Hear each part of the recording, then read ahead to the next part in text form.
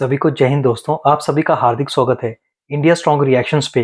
तो आज हम आपके लिए एक इंटरेस्टिंग और एक मजेदार वीडियो लेकर आए जिसमें आप देखेंगे मशहूर महिला पत्रकार आरजू काज़मी को, जिनके सामने होगा पाकिस्तानी एनालिस्ट कमर चीमा, और ये दोनों मिलकर बात करेंगे हमारे प्यारे और शक्तिशाली देश भारत के बारे में। और आप देखेंगे अपने मजेदार और दमदार अंदाज में आरजू काज़मी कैसे पाकिस्तान को उसकी औकात बताएंगी और एक्सपोज करेंगी कि क्यों पाकिस्तान दुनिया का सबसे बड़ा भिखारी मुल्क है। तो ये वीडियो काफी मजेदार होगी, आपको बहुत कुछ जानने को मिलेगा। तो इसे अंत तक देखें और चैनल पे नहीं है तो चैनल को सब्सक्राइब कर दें। और ये वीडियो का सेकंड पार्ट है, फर्स्ट पार्ट ऑलरेडी हम आपके लिए चैनल पे डाल चुके हैं। जय हिंद, जय भारत। 80 साल ताल्लुक को आप एक ब्रश से साइड कर देंगी कि जी इस तरह का ताल्लुक है, ऐसे तो नहीं है। माजी में पाकिस्तान को जब भी सऊदी अरब की डिप्लोमेटिक, पॉलिटिकल, फाइनेंशियल सपोर्ट की जरूरत पड़ी तो हमेशा पाकिस्तान के साथ वो खड़े हुए, इंगेज हुए। कभी कर्जा लेना पड़ा तो कर्जा लिया। यही हमारे ताल्लुक क्योंकि डिफरेंट हैं। मैं इस बात को समझता हूँ, हमारी एलीट ने भी इस ताल्लुक को मिसयूज किया। मैं I agree with you on that partially. लेकिन अगर ये कहा जाए कि वो हमें ताल्लुक को खजूरों की बुनियादों पे देखते हैं, जो आपका मौक़िफ़ है, या ताल्लुक को इस एंगल से देखा जा रहा है, तो मैं समझता हूँ डॉक्टर साहब ऐसे नहीं है। मैं समझता हूँ कि सऊदीज हमारे बड़े पार्टनर हैं। हाँ, इस तरह के एलिमेंट्स हर जगह होते हैं। ये जो फ्रॉडिये होते हैं, झूठे लोग होते हैं, ये आपको मुझे ये बताएं, क्या भारत से नहीं लोग सर, एक सेकंड सर, जब सऊदी अरब को इन्वेस्टमेंट करनी होती है तो सर वो भारत में करता है। सर एक सेकंड, जस्ट वन सेकंड। मैं वैसे और बात करने लगा था, भारत का नाम आया, आपने मुझे कहा नहीं ऐसी कोई बात नहीं करनी। मैडम, मैं ये कह रहा हूँ कि भारत, बांग्लादेश, नेपाल या इस खित्ते के लोग जो हैं और कोई क्राइम नहीं करते। पाकिस्तान अकेला क्रिमिनल है, जो कि नहीं होना चाहिए। मैं आपसे एग्री करता हूँ इस चीज़ से, आपकी बात बिल्कुल 100% 100 आने ठीक बात कर रही है, नहीं होना चाहिए। लेकिन अगर हम ये कह दें कि नहीं, डॉक्टर, इंजीनियर और बाकी लोग जो बिजनेस करते हैं वो तो है ही कोई नहीं, और ये भिखारी हैं जो जा रहे हैं, और भिखारियों का अपना एक नुकसान है। वो हमारे लोग भी करप्ट हैं, वहां पे जाके तंग भी करते हैं, वो गलत है। लेकिन इस ताल्लुक को ऐसे कह देना और फिर और मुल्कों के कभी कोई नहीं 2 नंबर लोग वहां पकड़े गए। मैडम, बिल्कुल मैं ये कह रहा हूं कि हमें इस चीज को इस एंगल से देखना चाहिए कि हमारे ताल्लुक में, आपको पता है, you will be shock to know, because मैं पढ़ाता रहा हूं यूनिवर्सिटी। आपको पता है पाकिस्तानी टीचर्स हजारों की तादाद में सऊदी अरब में पढ़ाते हैं, हजारों की तादाद में। और यहां से छोड़ छोड़ के गए हैं, इंडिया से भी हजारों लाखों की तादाद में मिडिल ईस्ट में पढ़ा रहे हैं। सर मैंने ये नहीं कहा कि 100% ऐसा हो रहा है, मैंने आपसे कहा कि 50%। Sir 50% is a big number. और सर दूसरों के पाप गिनाने से अपने पाप नहीं धुलते। वो दूसरी बात ये कि हर कंट्री से जा रहे होंगे, लेकिन सर हमारे से कुछ ज्यादा ही जा रहे हैं, ये बात भी आपको माननी पड़ेगी। और जहां तक इन्वेस्टमेंट की बात है, सऊदी अरेबिया जो है वो जम्मू कश्मीर जो भारत की साइड पर है, वहां जाके कई बिलियन की इन्वेस्टमेंट करता है और हमें खजूरें दे देता है। ये रिकॉर्ड पर है। हमारे कश्मीर में तो उन्होंने कभी नहीं कहा कि हम इन्वेस्टमेंट कर रहे हैं। तो सर बात सारी ये है कि ये ऐसा कहना कि नहीं जी हमारे से तो ऐसा हो ही नहीं रहा है, हमारे यहाँ तो सारे काबिल और पढ़े लिखे लोग ही वहां जा रहे हैं, नहीं ऐसा नहीं है। हमारे यहाँ से तकरीबन 50% भिखारी भी वहां पे पहुंच रहे हैं। अब पहले शायद पकड़े नहीं जाते थे, अब पकड़े भी जा रहे हैं। तो इस वजह से ये खबर जो है हर जगह पहुंच गई है और पाकिस्तान की रेपुटेशन खराब हुई है। अब आप मुझे बताइए, क्या कभी उन्होंने कहा कि बांग्लादेश, भारत या फिर अमेरिका, कनाडा, जापान, कहीं से उन्होंने कहा कि भिखारी आ रहे हैं और हमें कहा गया हो कि जी वहां से ना आने दें? ये चीज तो उन्होंने पाकिस्तान के लिए कही है।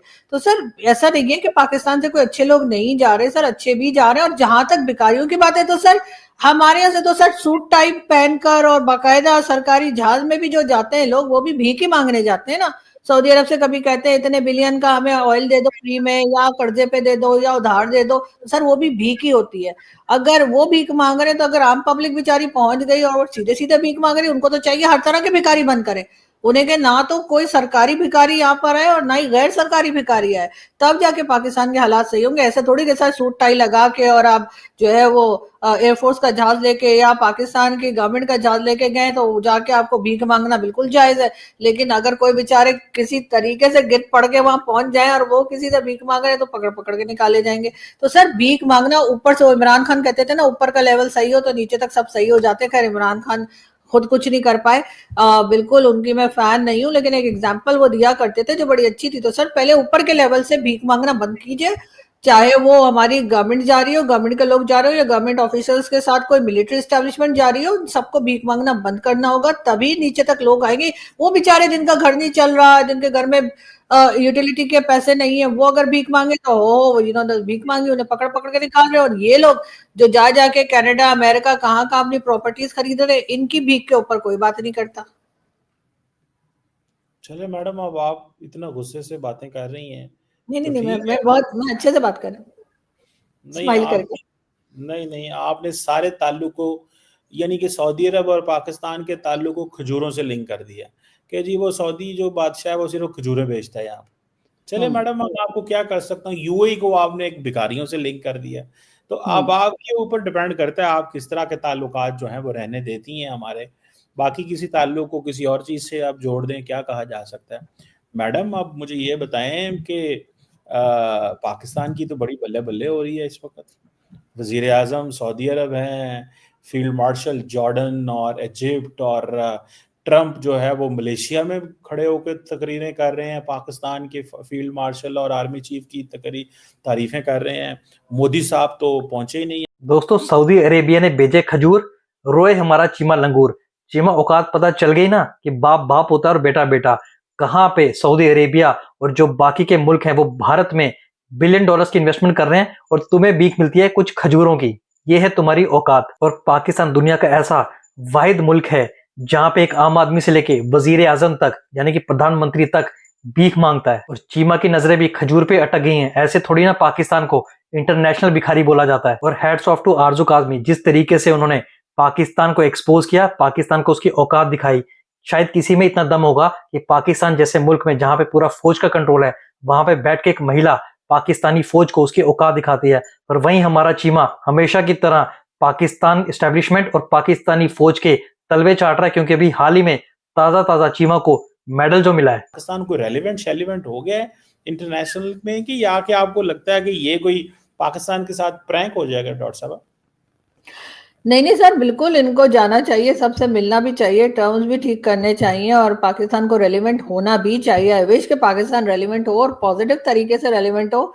ये ना हो कि हर जगह जाकर आप सिर्फ अपना कोई मतलब सीधा कर रहे हैं और उसके बाद वो जिसे कहते हैं ना, नजदीकी फायदे से पहले दूर का नुकसान देखना चाहिए। तो पाकिस्तान की जो लोग हैं, जो जिनके हाथ में पावर है, जो मुल्क को चलाते हैं, वो अगर कोई भी फैसला करते हैं तो उनको पहले देखना चाहिए कि इसका दूर का कोई नुकसान तो नहीं है। इसलिए कि अगर आप ट्रम्प से भी मिल रहे हैं तो वो तो ऐसे ही है सर, जैसे गवर्नमेंट्स आती हैं, जो भी गवर्नमेंट आती है पाकिस्तान में, वो अपने लोगों को लगा देती है हर जगह, यहाँ वहां वहां यहाँ।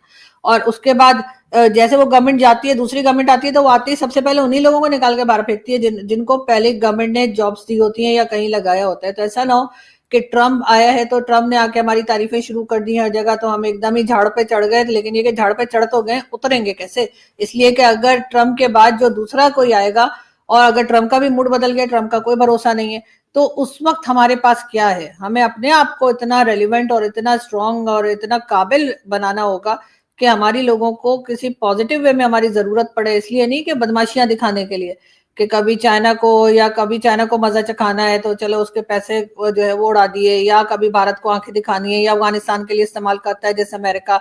अगर हम वो ना करके कोई बेहतर तरीके से हम अपने आप को इस्तेमाल करवाएं, या अपना एक कुछ ऐसा रखें जिससे कि हमारे से दुनिया को कोई फायदा हो, तब तो सही है। वरना तो कोई फर्क नहीं पड़ता सर। ये लोग तो हमारे टैक्स के पैसे में, मेरे और आपके टैक्स के पैसे से ये तो सैरे करते ही रहते हैं। ये कौन से अपनी जेब से जाते हैं?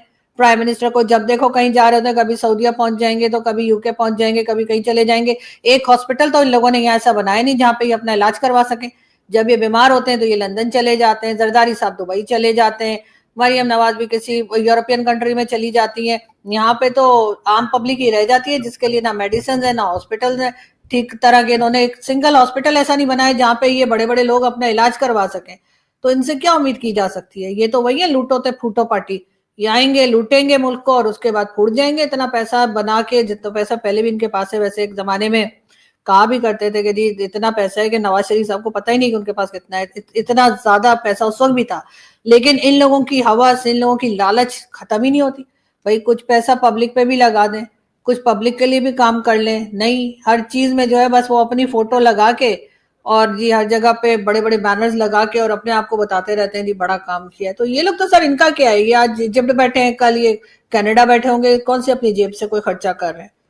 ना होटल का किराया देना है, ना इन्होंने जहाज का किराया देना है, कुछ करना है, उल्टा वहां जाके और शॉपिंग करके आ जाते हैं। जो लीडर्स होते हैं, जो किसी भी मुल्क के रिप्रेजेंटेटिव होते हैं, वो होटलों के किराए और जहाज क्या प्राइवेट जहाजों में जाते हैं, हुकूमती जहाजों सर में वो जाना? भिखारी कंट्री के नहीं होते सर, उनकी कंट्रीज के पास पैसे होते हैं सर, उनकी कंट्री ने कुछ कमाया होता है, वो मांग तांग के नहीं गए होते कि जी हमारी कंट्री में तो फ्लड भी आ जाए तो पैसा मांग रहे होते हैं, अर्थक्वेक आ जाए तो पैसा मांग रहे होते हैं, IMF के पास जाते हैं, वर्ल्ड बैंक के पास जाते हैं। एक जमाना वो भी था जिस वक्त कहा जा रहा था कि हमारी डॉलर की रेट इतनी ऊपर जा रही थी कि कहा था कि पाकिस्तान की हालत अफगानिस्तान जैसी हो जाएगी। सर गरीब मुल्कों को ये सूट नहीं करता, गरीब मुल्क के लीडर्स को सूट नहीं करता कि वो जाके 7 स्टार्स में 5 स्टार्स में जो है वो स्टे करें। सर इनको शर्म आनी चाहिए इनको। लेकिन ये सारे के सारे पता नहीं क्या खा के बैठे होते हैं कि जाके बड़े बड़ी होटल्स में ये रुकते हैं और ऐसी शॉप्स के अंदर इनकी फोटोज और वीडियोज आती हैं सोशल मीडिया पे, ऐसी शॉप पे जाके शॉपिंग कर रहे होते हैं जहाँ पे जैसे कहते हैं ना प्रिंस चार्ल्स या किंग चार्ल्स भी नहीं जाते सर, वहां से जाके सामान खरीद रहे होते हैं। मैं समझ सकता हूँ आपका वो मैं समझ सकता हूँ। दोस्तों आशा करता हूँ कि वीडियो को आपने अंत तक देखा होगा और हमेशा की तरह आरजू काज़मी का दमदार और मजेदार अंदाज आपको काफी पसंद आया होगा। जिस तरीके से आरजू काज़मी ने पाकिस्तान को उसकी औकात दिखाई और पाकिस्तानी फौज को एक्सपोज किया, चीमा की शक्ल देखते ही बनती थी, कैसे रोने लगा चीमा। दोस्तों आशा करता हूँ वीडियो आपको काफी पसंद आएगी। अगर वीडियो अच्छी लगी है तो इसे लाइक और शेयर जरूर करें और अपने विचार हमें कमेंट सेक्शन में लिखकर जरूर बताएं। और एक बार फिर चैनल पर नहीं है तो चैनल को सब्सक्राइब कर दें। जय हिंद, जय भारत।